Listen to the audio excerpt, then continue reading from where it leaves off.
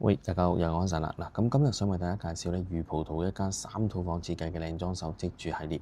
咁啊，實用面積1591尺，咁跟住一個1483尺嘅花園，仲要有日式設計嘅花園。咁而家同大家去參觀呢個單位。由大門入屋咧，就會見到一個長方形設計嘅客飯廳啦。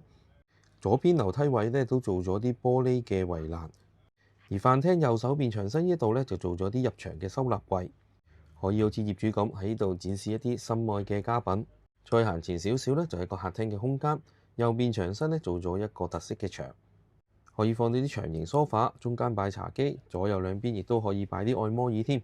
再行前少少就係一個玻璃趟門，通返出去後花園。後花園係用個日式園藝嘅設計，花園咧比較深，呢度咧係得單邊位置，出邊咧係唔對屋嘅，比較有私隱度。跟住同大家參觀下地下廚房空間。廚房呢一度咧，左右兩邊開積，中間仲可以擺到一個中島。成個廚房用白色設計，有個玻璃趟門，又望返前面嘅花園。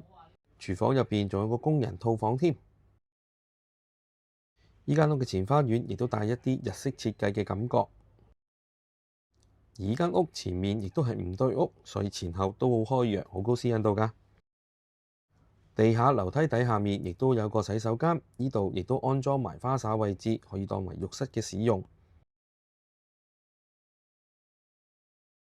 沿住樓梯上去1樓參觀，好似業主咁喺樓梯位擺啲畫作作為點綴，亦都係一個唔錯嘅選擇。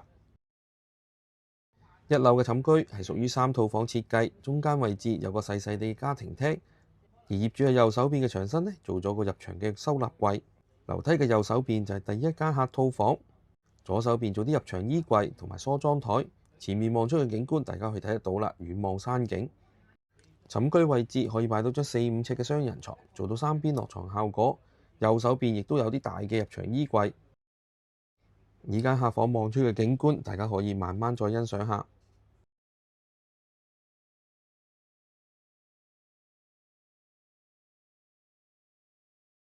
依間客房嘅套廁係採取咗企缸嘅設計，十分之乾淨企理㗎。